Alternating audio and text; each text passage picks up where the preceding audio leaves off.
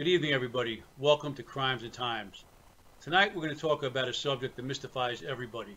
I can think about these groups that we're going to discuss way back in my childhood to the current. We have an expert tonight on the subject of cults. Joining us is Janja Lalich, who has written books and studied cults, and she's going to share her expertise with us.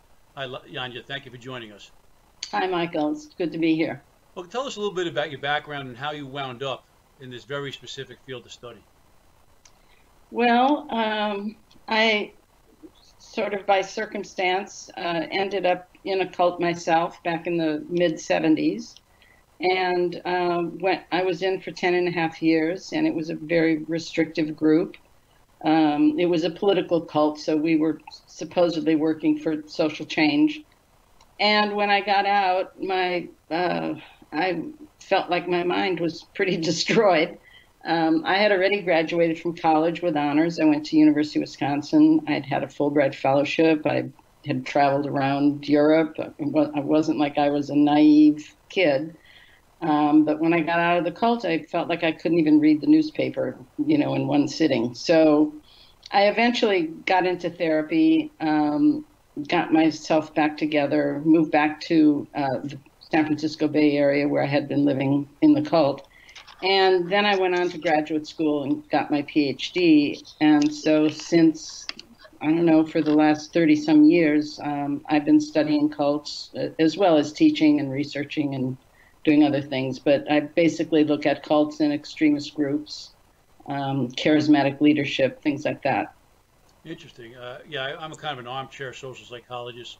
I look at everything from the state of mind, why we make Right. decisions, and why people do certain things. Janja, do you consider yourself a victim, as many former cult participants and members do?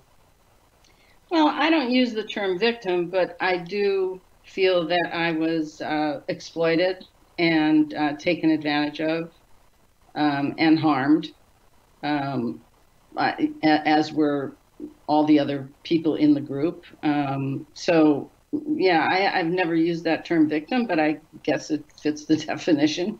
Okay. Let's go back to that. I'm going to ask you, a number of questions, and if I touch upon a nerve or something that's extremely emotional, I apologize.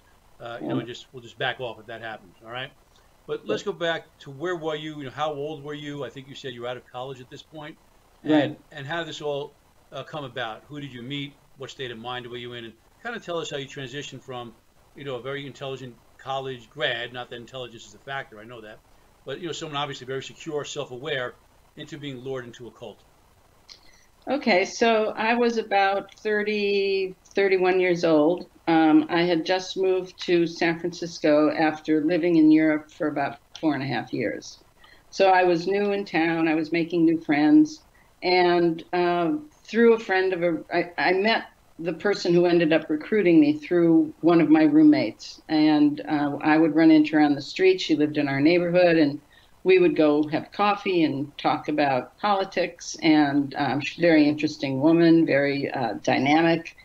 This was in the mid-'70s, so the Vietnam War had just ended, and people on the left were sort of trying to figure out, well, what should we work on next? And there were a lot of groups at the time recruiting around the country. Certainly in the urban areas. So at one point she asked to come over to my house, and came with another friend, a person I knew a little bit, not closely, and invited me to join a study group. And again, study groups were very common at that time. So I was interested. I thought, well, I'll meet new people. And, I sort of had an intellectual bent, so that was interesting to me. And so I joined the study group, and we would be reading things by various revolutionary leaders. And after a few weeks, maybe 6 weeks, that same woman said, "Oh, can I meet you at your house again? And so is coming." So they came over and said, "Well, how do you like the study group, and what have you been learning?" And so this is very typical of most cult groups, that'll have some kind of front group that'll take you through a sort of basic educational process. So in our case, the point of the study group was to get you to see that the only way to make real social change, to have a social revolution, was to have uh, what was called a vanguard revolutionary party. And this all goes back to debates that actually go back to the revolution in Russia. But anyway, I won't get into all that. But anyway, so I said, well, I've learned that the only way you can make revolution is to have, a disciplined vanguard party. And so she said, well, what if I told you we had one? And so I was like, whoa. And so she said, do you think you'd be interested in joining? And I was like, well, yeah. And at the time, I knew that two people that I had become friends with during the time I was in San Francisco, they were also being asked these same things. So it was sort of safe in that sense that other friends were doing it. So I said, sure, I'd be interested in joining. So then she handed me this giant application and said, well, first you have to fill out this application and get approved. So again, this is a typical cult tactic, sort of, put the carrot out there. Right. And let me ask you a question, because you brought up a point. You said the Vietnam War had ended. People were looking for something to do. So do we have like revolutionaries looking for a cause? Is that what we had? And if it wasn't, well, we have something else. We have progressives and leftists looking for a cause. Yes. Okay. And you talked about this process, and here you filled an application. You said it's kind of the process. It sounds like a very detailed and disciplined way of grooming somebody. They get you involved sort of in this other group, a study group, which sounds very appealing. An application to give it sort of this form of legitimacy. This is kind of what we would see as a fraud going on. When I was in the FBI, we see these steps that people may think, "Ooh, this is very exclusive. I'm lucky to be asked." Is that kind of how you felt looking back at it now? Exactly. And the application, of course, asked everything about you: your family, your bank accounts, your passport number, what your parents did, what your siblings do. So at that point, they knew everything about you. Right. And I thought, well, they're very serious about this. I was told not to tell anyone, and I said, well, why? And they said, well, there's a lot of stuff happening in the Bay Area right now. The Red Squads are out looking for Patty Hearst. This was right at the time right after the SLA had kidnapped Patty Hearst, and so there was a lot of law enforcement stuff going on in the area. So that made them seem all the more serious to me. And so that was part of the appeal. Like, these weren't just, fly-by-night people. Right. And of course, they did deceive me. They told me it was an international organization, that it was diverse in the demographics, that it was all over the world. And, I eventually found out there were like 25 people, and they were all in the Bay Area. All right, so tell us about, as you came into the group, how they brought you in, your first meetings, what you thought you were going to be getting involved with, and then how it evolved. Okay, so initially I was assigned to now lead the study groups that I had just been recruited out of, and I had been given another assignment to do printing. And so one of the houses of some of the members had a mimeograph machine, and so we would mimeo leaflets, and we would do like strike support work and things like that. And at one point, I was asked to, joining. They said it didn't have a name yet. I didn't even think to ask if there was a leader. So at one point, my two friends and I were asked to come to one of the houses, and we knocked on the door, and somebody opened the door and said, "Pick a name, pick a name." And we're like, "What do you mean, pick a name?" They said, "Just pick a name, pick a first name, and that's your party name from now on. That's the only name you'll use." So we all looked at each other, and we picked a name, and went inside and sat down. And then this woman came in, this sort of big, heavy-set woman, and plunked down in the couch in front of us and started lecturing us about security. It goes on and on and on about security and how important security is and all these security rules. And then she gets up and leaves the room. And the three of us are looking at each other, and we're like, well, who was that? What was that? And then the others came out and said, well, that was our leader. That's Marlene Dixon. And they gave us some things that she had written. And she had been a sociology professor, oddly enough, and had sort of made a little name for herself in the women's movement. And so we were supposed to be very thrilled, that we had this famous educated leader. And so, things went on from there. I was expected to be on call 24 hours a day. In those days, we had telephones that you would plug into the wall, and if you didn't want to call, you could just unplug the phone. And we were told we couldn't do that anymore in case somebody wanted to reach us. And also, I was, excuse me, I was particularly targeted to quickly move up the ranks. So very shortly after that, I was assigned to be the secretary to the Central Committee. And I would go to these day-long meetings of the Central Committee, which was, I think, about 6 or 7. What were you meeting about? What, in other words, what was your mission? Were you clear on your mission, or were you still trying to understand how the cult worked? Our mission was purportedly to bring about social revolution. And we didn't believe that it would happen in our lifetime, but we saw ourselves as martyrs for the cause, that we were laying the groundwork for an eventual social revolution. Okay, now as martyrs, are you talking literally or figuratively, or how? Well, figuratively in the sense that we were dedicating our lives. We went through ceremonies and made pledges, and so we vowed to do this for the rest of our life. And we worked basically 20 hours a day, 20 hours a day, day after day after day, year after year after year.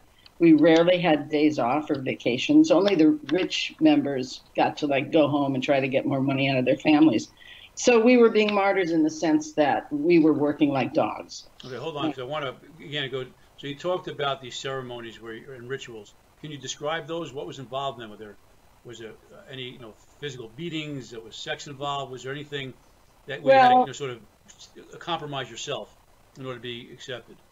In those early rituals, basically we were broken up into what were called branch meetings, and this was all modeled after the Communist Party.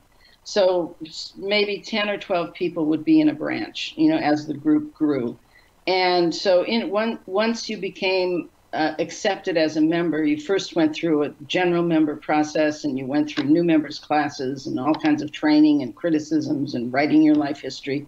Then when you were finally accepted, when you were in your branch meeting, you would stand up, and the leader of the branch, the two leaders of the branch would stand there, and they would read this vow, and you would repeat the vow that you were going to do this for life. And then they would pin a red star on your chest, and then everybody would get up and sing the International. So that was our ritual for becoming a cadre member of the group. We did a lot of singing. We had our own little workers' songbook, and so every meeting ended with singing.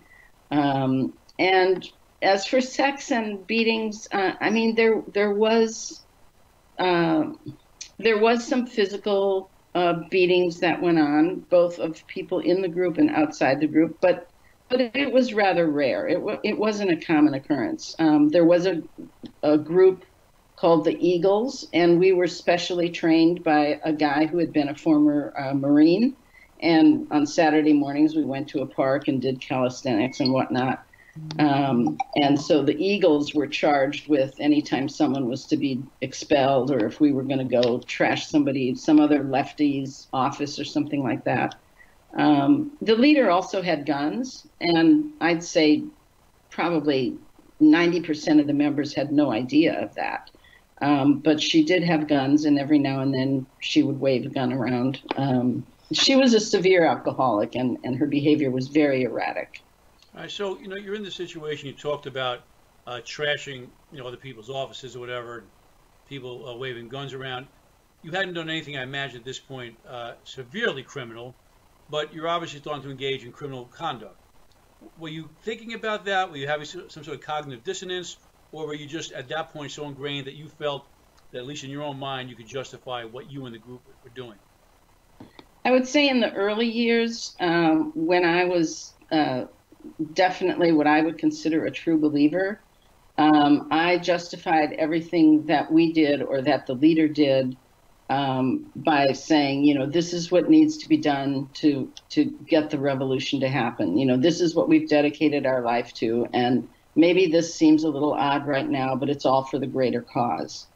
And what exactly is that greater cause? Was it the overthrow of the U.S. government and the installation of communism? Was it corruption you wanted out of our government? I mean, as you said, the Vietnam War had ended. What was the end game, even if in the long run? The end game in the long run was socialist revolution. But as I said, so the overthrow of the U.S. government as we knew it. Right. Okay. Right. Although we didn't put it in those terms. We did internally, but we didn't in any of our literature. We basically said, we were fighting against racism and sexism and things like that, which was our way of recruiting people, because we weren't going to be able to recruit people by saying, we're going to have a communist revolution. Right. So there was the background organization and then a lot of different kinds of front groups for recruiting. But in our minds, yes, we ultimately wanted that kind of revolution, although we didn't think we'd be around to see it. Okay. And you also mentioned, you're working on this thing 20 hours a day, every day. Had you turned all your money over to them, and how were you all existing without holding down jobs? Well, some people did have jobs. What we had, it was very intricately structured. So we had a finance committee, and the finance committee would figure out how much money was needed to run the organization. And then certain people who already had jobs were told to keep their jobs. Other people were maybe told to go work somewhere else. Other people worked internally to the organization. And everybody lived on the same amount of money, which I think was something like $500 a month. So if you worked at the branch meeting on Friday nights, you turned over everything over $500. And then that money was divvied up to the people who worked internally, and they were given $500 to, for their pay for that month. Of course, a lot of money was funneled to the leader, and she had various bank accounts. And anyone who had an inheritance or anything like that, they were expected to turn all that over to the organization.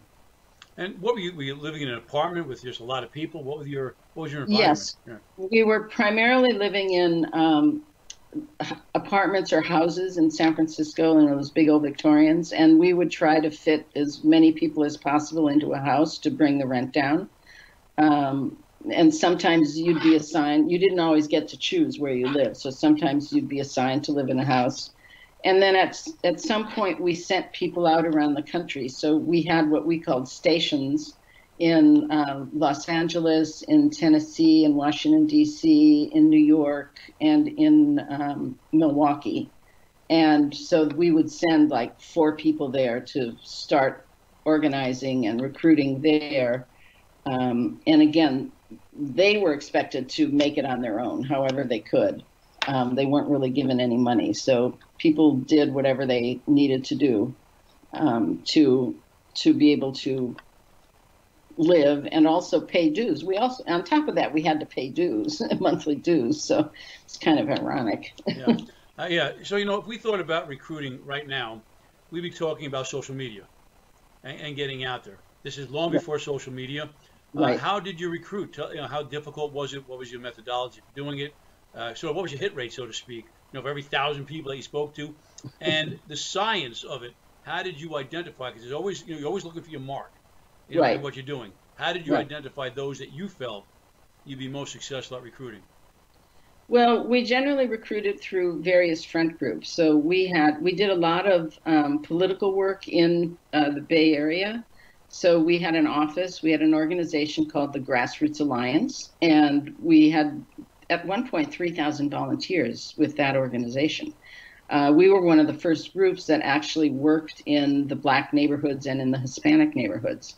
And so we would look for people who looked like they could be brought into the background organization, which in a lot of cases wasn't going to work, because these were like, Black women with kids or Hispanic people who were just trying to survive on their own and weren't going to be able to work 20 hours a day like we did for the organization. So we had different people who worked in, say, factories or, say, the General Hospital. We had like a labor organizing front group called the Rebel Workers Organization. So we would initially recruit into these front groups, and then, as you'd say, target people who looked like they could be recruited up the ranks. Socially conscious people? Yeah, or Someone, people maybe, I'm sorry, go ahead, what? Yeah, people who seemed interested, who, we had a newspaper that we would sell, people who like really read the articles in the newspaper, wanted to talk about it, got into good discussions, and then we would usually ask them if they wanted to join a study group. So then they would be brought up to that level, and then from the study group into the party, just as I was, but early on. Did you look for other criteria, lonely, maybe new, in an area, maybe some sort of enemy in their life, that lost somehow? We mostly, I would say, other than co-workers and people like that. We recruited a lot through friendship networks. So, for example, some people moved down from Seattle, and there were two couples who moved down from Seattle. So we ended up recruiting them and then asked them, urged them to contact their other friends in Seattle and get them to move down. So a lot of it was through friendship networks, which is far more effective than recruiting strangers because it's a lot harder to say no to someone you know. So in the research we've done, we see that about more than 2/3 of people who are recruited into cults are recruited by a friend, a family member, or a coworker. Well, that would be similar to what we call affinity fraud, where you're going after people with which you have some sort of connection. Right. They're going to trust you. Well, right. One thing that's sticking out to me, you talk about the fact when you recruited people, try to recruit them, you present it as something else because you don't want to say what we're doing. Once again, did that ring a bell in the back of your mind that, hey, I can't say exactly what I'm doing. There's something wrong here, and this probably is not going to succeed. Because otherwise, I should be able to say, hey, this is our goal, and people should want to come to us. The fact they had to manufacture, this presentation, didn't that say something to you about the validity of what you were doing? No, because that was part of our.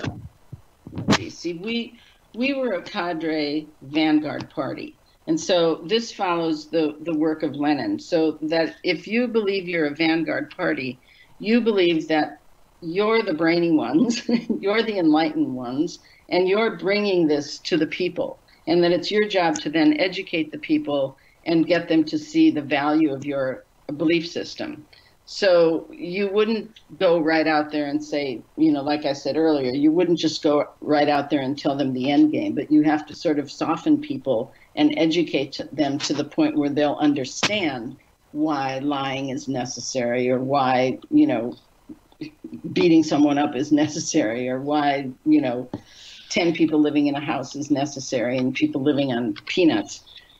So you can't just go right out there and spill the whole beans because that won't work. People aren't ready to hear it. That's how we understood it.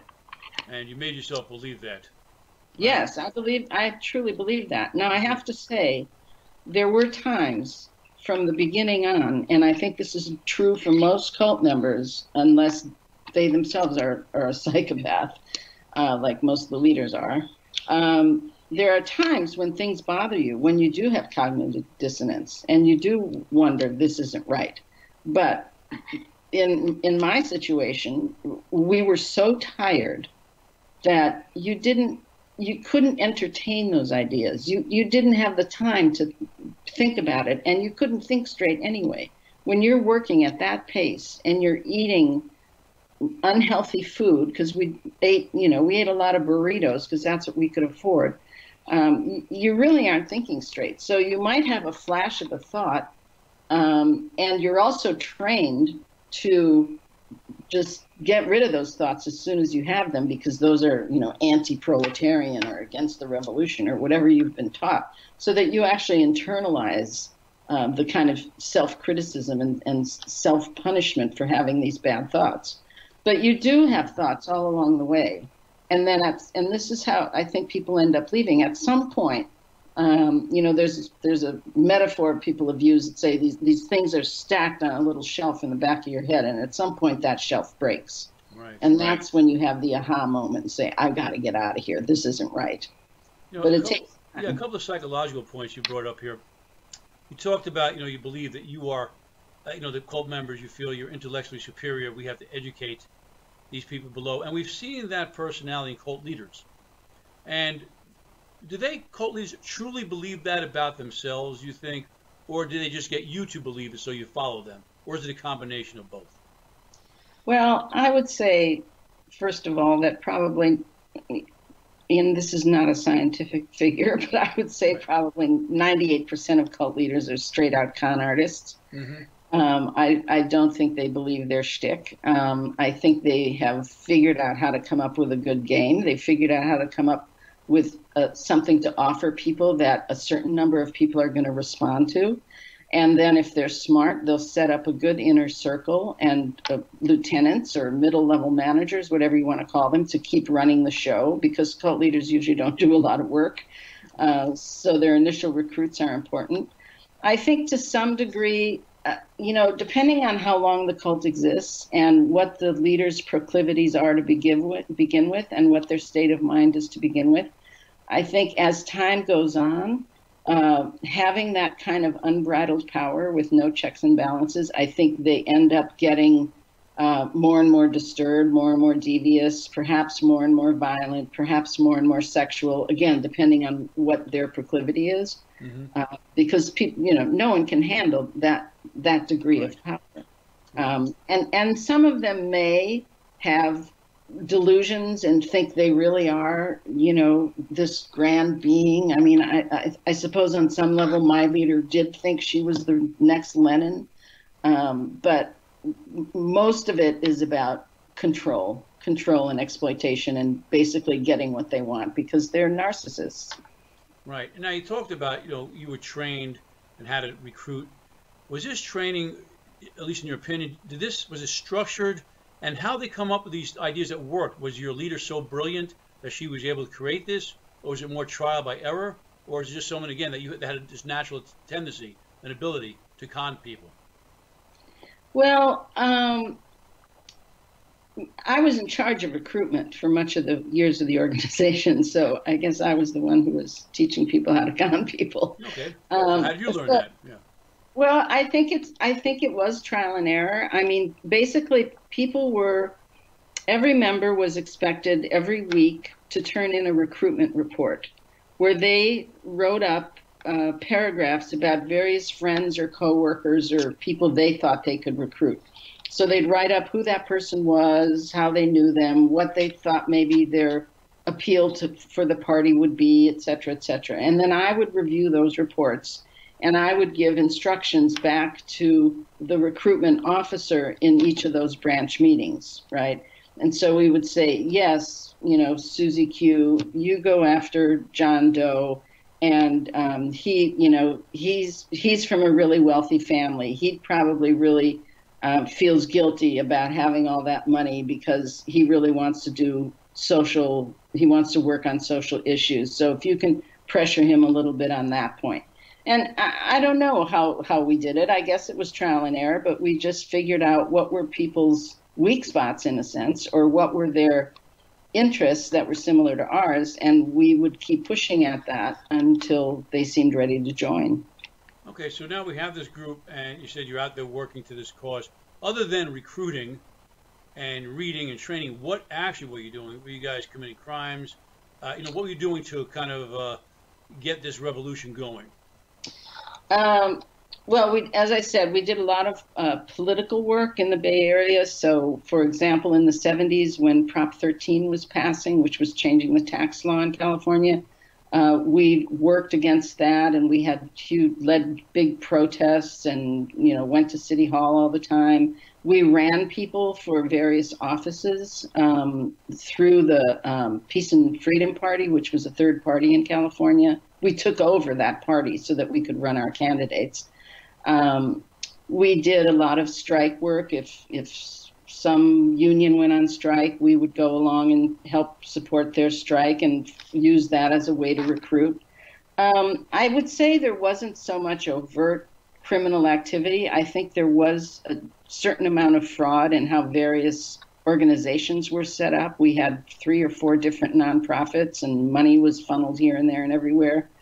At some point, we took tours to Nicaragua after Nicaragua had the revolution with Sandinista in charge. We then took tours there, and so that was another way we saw that we were educating people into, how wonderful socialism could be. We had a publishing house, which I actually ran, and we put out a newspaper every week in English and in Chinese and in Spanish. That people were required to sell a certain amount every week. We had 2 academic journals that we published. We published books. So all of that was part of our distribution and the spreading of our education. That's how we saw it. So in the long run, even though you thought this may not happen in your lifetime, how did you envision this revolution? Was it an intellectual revolution whereby people like yourself would be in office and slowly inculcate the United States into socialism? Or did you see an armed revolution? How did this transition in your mind going to take place? In the future? Yes. I think, yes.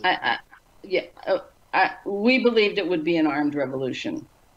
And we were followers in a sense of Chairman Mao, and Chairman Mao always said the revolution isn't a tea party. And so we believed ultimately it would have to be an armed revolution. But again, we didn't see that happening in our lifetime. Why not? Why didn't you see that happening in your lifetime? Because America was too big, and the people would need to be brought to such a degree of education that there was no way we could see that happening given the size that we were. Oh, so you thought just by your sheer numbers you would grow, and therefore that would give you the physical strength to have an armed revolution? I think the idea was that eventually we would merge with other groups that had similar ideas as ours, although, of course, we were also extremely sectarian, so we hated all other groups just as they hated us. But we thought that eventually we would merge with other groups, and, this idea would spread, and the education would spread, and the raising of the awareness of the working class in America would, decades and decades and decades from now get to that point. All right. So tell us about your aha moment. What happened? Did something occur, or was it just something that snapped in your brain? And how did you make a decision, and then what happened from that moment on? Well, it's kind of a complicated story. So my aha moment. Okay. My aha moment came when, in 1981, I found out that my mother was ill in the hospital back in Milwaukee. That's where I was from originally. And so I borrowed money from the organization, and I flew home. And long story short, she had a glioblastoma, a brain tumor. And they operated and said, even though they operated, she would have maybe 4 months to live because it would just grow right back. So I contacted my leadership in the organization, and I said, let me stay here until my mother dies. It's like 4 or 5 months, and then I'll come back because she has nowhere to go. And my leadership said I have to check with, Comrade Big Shot. And then she called me back and said, oh, we have a great idea. Bring your mother to San Francisco. So like a good militant, I said, okay.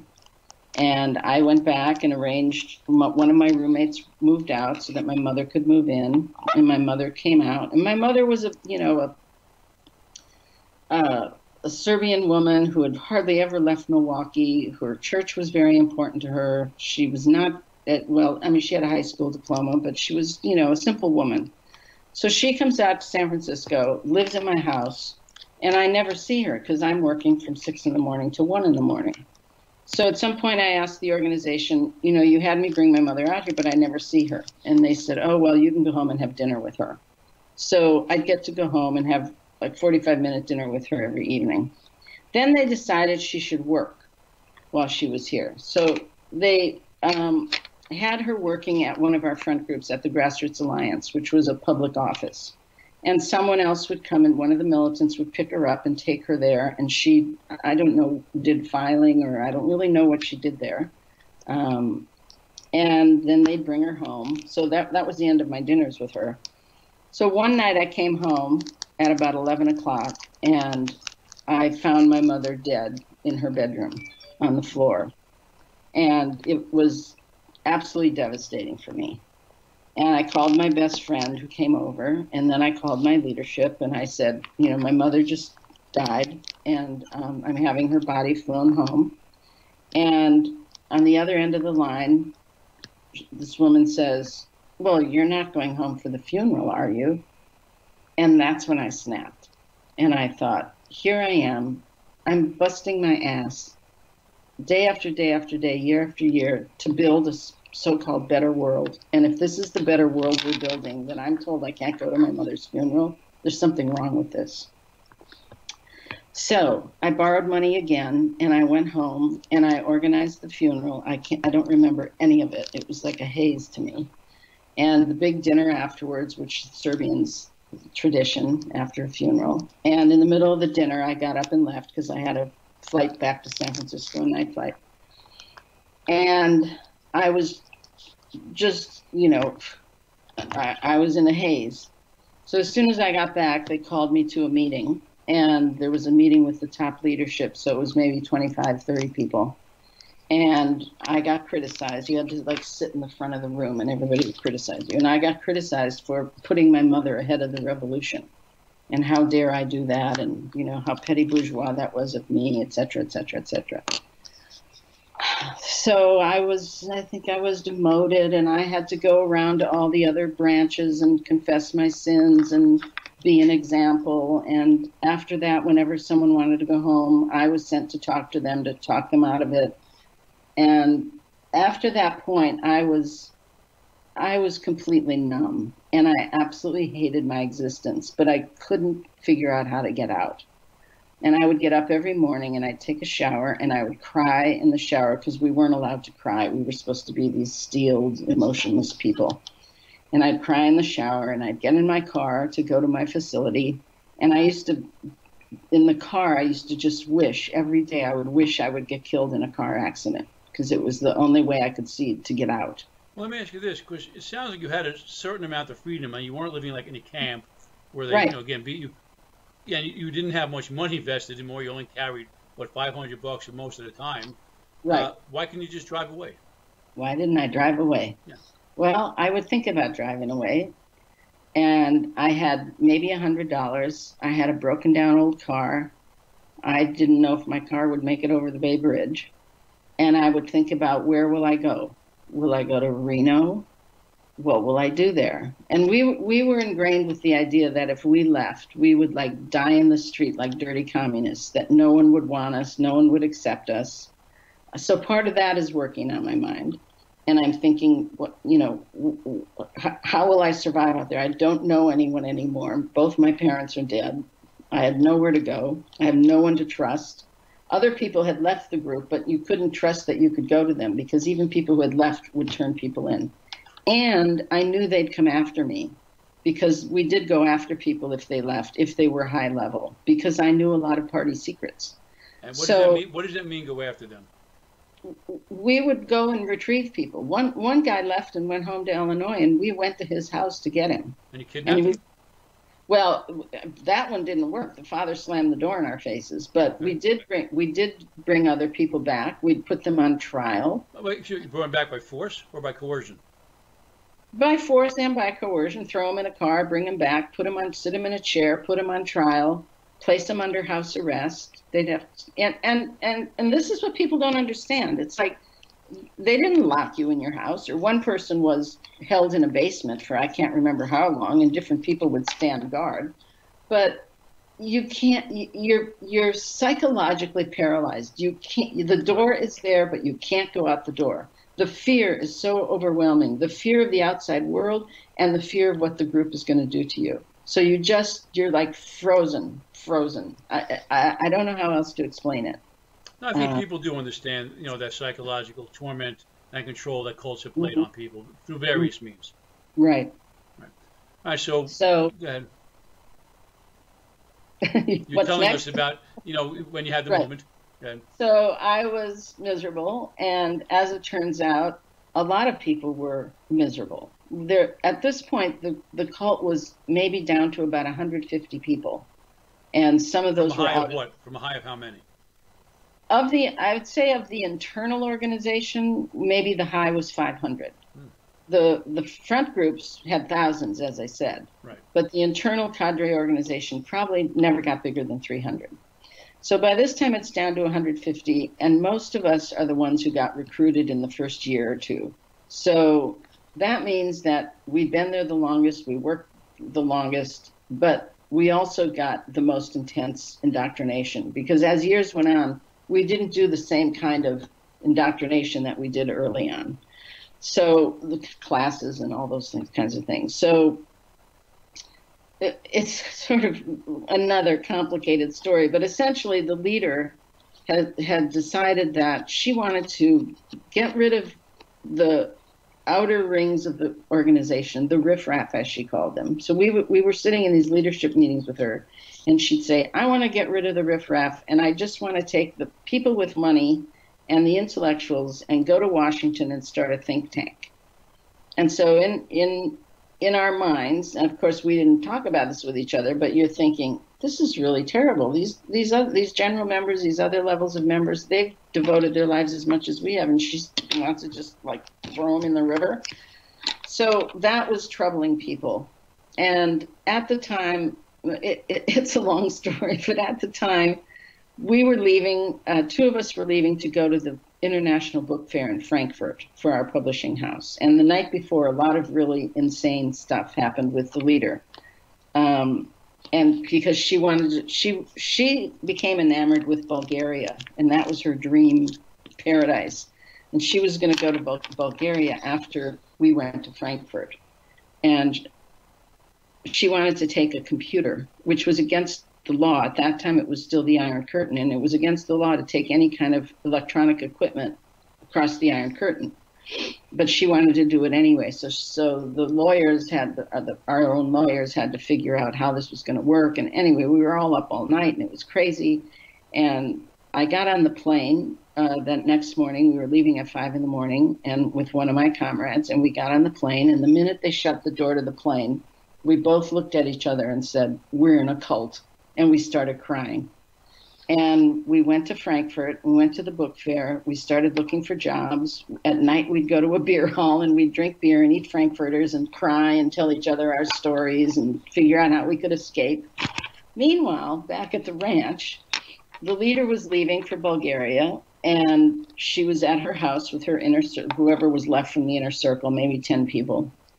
She left for the airport, and the 10 people left at her house all looked at each other and said, "Oh my God, we're in a cult," and they started crying.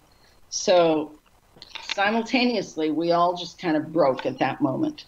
And while she was out of the country, she was gone for, I think, 2 weeks. And while she was out of the country, we called together all the members from all around the country. We called together people who'd been recently expelled, and we told them what was happening. And it took 3 days to convince people that we weren't just trying to have a coup, that we were telling the truth. That she was corrupt, that she was a drunk, that all the things written in her name we actually wrote, et cetera, et cetera, et cetera. So then this whole kind of speaking bitterness thing happened, where people were talking about things they did to survive, how they sold their blood so they could pay for their newspapers, how they never saw their children, et cetera. And the night before she came back, we took a vote, and we voted unanimously to expel her and to dissolve the organization. And that was it. So it's a very unusual ending for a cultic group, but one we're kind of proud of. And what did you do after that? Well, I decided to go to New York because I thought I could get a job in publishing, because I had learned that skill in the cult. And so I got myself to New York. I got a job. I eventually got into therapy and got myself feeling normal again, and then started researching this to figure out what had happened to me. And you study cults now, right? And you write about them. Yes. I've written, I think, 5 or 6 books. I have a new one that just came out, and I'm retired from teaching now, but I'm still very involved with cult education. Yeah, looking back at my childhood, there's a couple of ones I have to ask you about. One, I remember walking around Manhattan, Hare Krishna. You remember them? Now, Sure. I remember they seemed pretty harmless. What can you tell me about them? Did you ever study them? Do you know what the basis of their existence was? What was their raison d'etre? Well, the Krishnas were a Hindu group. The leader was from India, but he came to America to recruit. They were supposed to be celibate monks. They had to get permission to marry. So they didn't reproduce much, but some of them did have kids. The kids got sent to schools in India that were very harsh, and there was a lot of sexual and physical abuse. At some point, the leader, Prabhupada, died, and he left. The organization was huge. It was one of the more successful in recruiting in the 70s and 80s. If people remember, they're the ones who wore the orange robes and sold books in the airports and chanted in the streets. I remember they offered this gooey food as I was walking by, out of this thing, we're all dipping their hands in it and licking. I'm like, I don't want any of that. Yeah. But they would have these big free dinners, and it was one of the way they recruited. You know, they'd find lonely people who needed something to eat, and that's how they drew them in. So after the leader died, he left it to his 12 disciples. So now there's different groups around the country, led by different people, and depending on which group you're in, you may have a better or worse time. There have been scandals associated with the Krishnas back in the 80s or 90s where there were some murders and one of the leaders went to jail. All the leaders are white Americans. They're not Indian. And then there was a class action lawsuit against the organization done by the children who had gone to those schools, and that was a really big deal. They settled that suit. The suit was filed in Texas, and the suit got settled, and people had to sign a document saying that they would never sue again, and so in order to get, like, I think it was $1,500, some very small amount of money, you had to sign this document. So some did and some didn't. The Krishnas have now tried to clean up their image and reconstitute in some ways, but as far as I'm concerned, it's still not a healthy organization. They consider women second-class citizens. Women have no rights. The woman has to walk, 10 paces behind her man. And yeah, it's probably at this point one of the more benign groups, but in my opinion, it's still a controlling group. Interesting. I didn't even know they existed. I just remember them from my days in New York when I was going to college. So I was, my late teens, early 20s. They seemed, at the surface, they seemed like hippies. Just saw this peace-loving group. But at that point, I had no idea of what was going on behind the scenes. Right. Because I didn't even know they were still around. One cult, again, I have to ask you about, and everyone knows about this one. But again, from the time it happened, Charles Manson. Of course, we all know he's been in the news. What was, and we can spend the whole show on that, I'm sure. It was such a phenomenon, and the book Helter Skelter.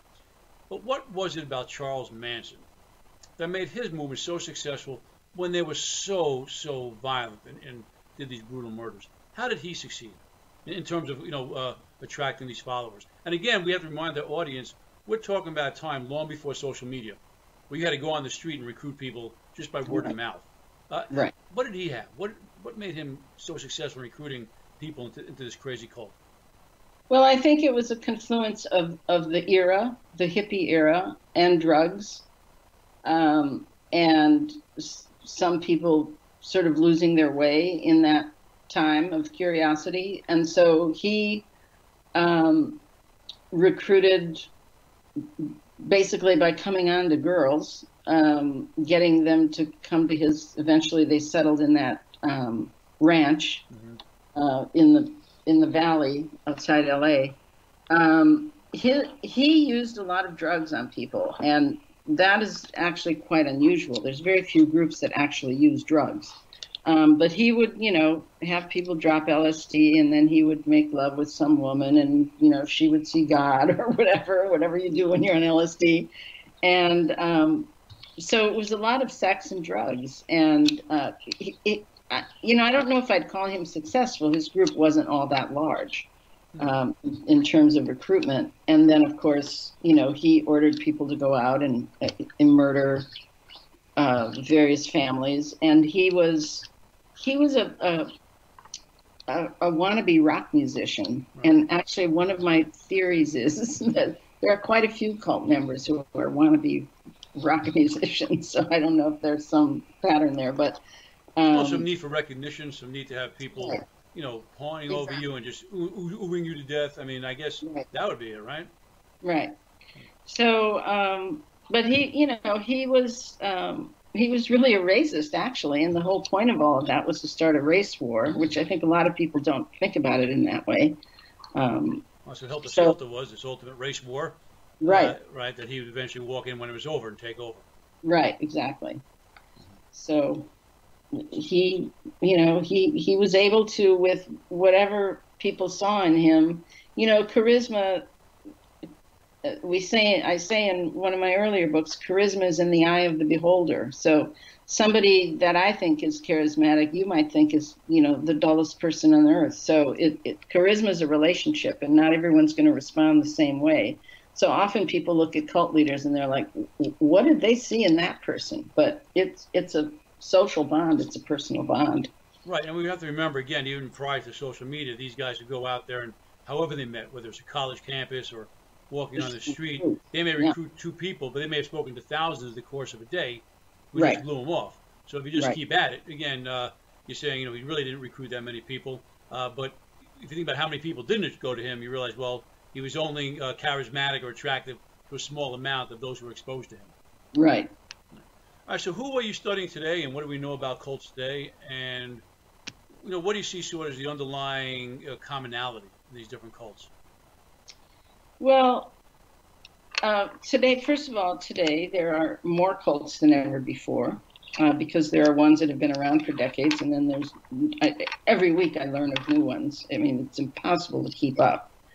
A lot of that was the influence of the New Age movement. So all of those ideas of angels and talking with ascended beings and sort of glomming onto the Native American traditions, with sweat lodges and all that kind of thing. One of my big concerns is cults in the workplace. There are a lot of these New Age training programs that are extremely cultic in the techniques that they use. And they're coercive and take a lot of money from people. And This is in the workplace. In the workplace. And they're expound upon that a little bit?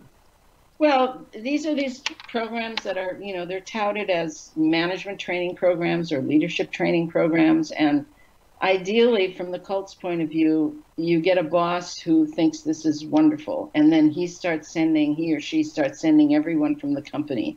So it's a lot of money for the workshop, and it starts bringing these techniques back into the workplace. And so a lot of these are they use a lot of what I call high arousal techniques, where you get people worked up and you get people to divulge things about themselves and sharing personal information, which is inappropriate in the workplace.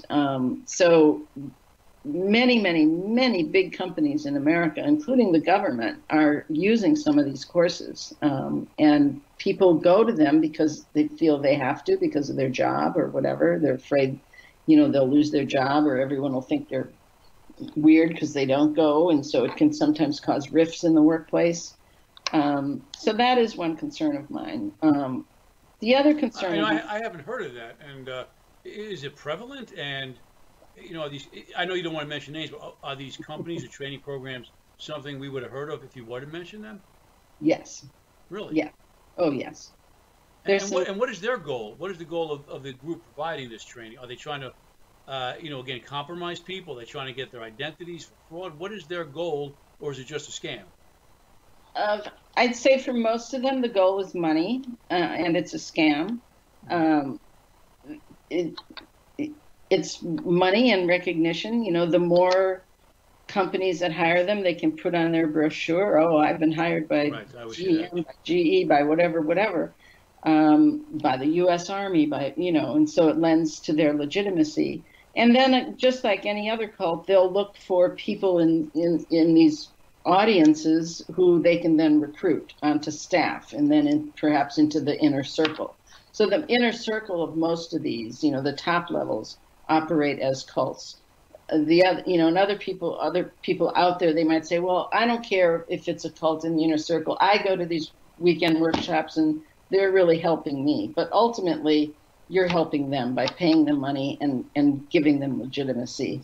Those are big cons that are out there. And my other concern is the number of suicides among the children who have been born and raised in cults. And that's the subject of my latest book, where I interviewed 65 people who were born or raised in a cult. And they were from 39 different cults, and pretty much evenly men and women. And look, looked at both their life while they were in the cult, but primarily what I wanted to look at was how did they survive when they got out? Because most of them were raised in very restrictive cults. So they get out into the world, and they might be 40 years old, or they might be 17 years old, depends on when they can get themselves out. But they don't know how the real world functions. They don't know how to get most of them don't have any education, so they don't know about getting a GED. They don't know how to apply for school. They don't know how to get any help. They don't know where to go. There aren't resources like there are domestic violence shelters, that finally, as a society, we woke up about that and we have resources for abused women. Well, we need to do a similar thing for the children of cults because they're really hurting and they're not understood and they're not finding the right help. And the suicides are rampant. Interesting. You just remind me of a question I wanted to ask you. Going back early in the conversation when your mom died and you wanted to go back home and they discouraged you from doing that. Was there discouragement because they just didn't want to lose your time, away when you should be working? Mm-hmm. Or was it part of that theory of always trying to cut you off from your family, your other influences, and they were afraid of you going back and, meeting with your mother and maybe meeting other people who would make you see the light? Which one do you think it was? I'm sure it was both. I mean, I'm sure they thought if I stayed there, I'd already been there for like 6 weeks, and I'm sure they thought if I stayed for 4 months, I'd probably never come back. And that would have been a big blow because I was in leadership, and anytime someone in leadership left, that had a ripple down effect on the other members. And that also, I had important jobs. I was running the publishing house. I was doing things like that. Not that I couldn't have been replaced, but I think it's more that they never wanted to lose anyone who was competent and capable. They didn't mind losing people who were, sloughing off or not doing their work or causing trouble or sick all the time. But if you were competent and capable, they wanted to keep you. Right. The reason I asked you about being a victim, and you kind of alluded to that now, is prior to you, coming on the show, I spoke with about 4 or 5 people who had been victims of cults, and all of them involved sexual exploitation, and ultimately people decided they didn't want to come on and really talk about it. So are you still finding that as a big part of that control factor in these cults? Oh, absolutely. Absolutely. Cult leaders are about money, sex, or power, or combination. And, sex is one of the most intimate ways you can control someone, whether it's having sex with them or telling them not to have sex or whatever it might be. So sexual abuse, to all-out assaults and rapes is more than common in a lot of these groups.